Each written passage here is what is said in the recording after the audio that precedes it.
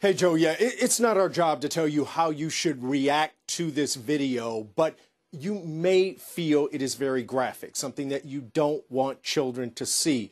We just want to give you that warning now ahead of time and also tell you that the New York Times is reporting that this video was given to them by a former rebel who was disgusted at what he saw.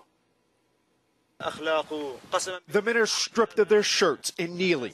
The New York Times says this video was just smuggled out of Syria and shows a rebel commander executing captured Syrian soldiers in April.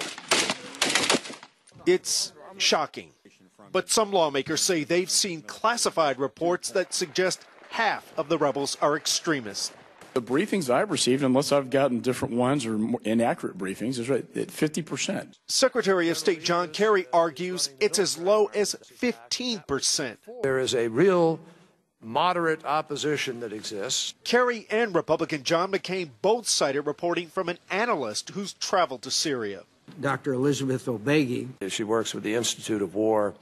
She's fluent in Arabic. Apart from the cities Assad still rules, Elizabeth Obegi says there are distinct areas where moderate rebels are in control and can keep weapons out of the hands of extremists. I travel with groups where we actually can kind of identify the more extremist checkpoints and simply move around them into areas where the moderates are in control and have authority. But one U.S. official tells CNN he does not see the clear division between moderates and extremists that Kerry and Obegi suggested.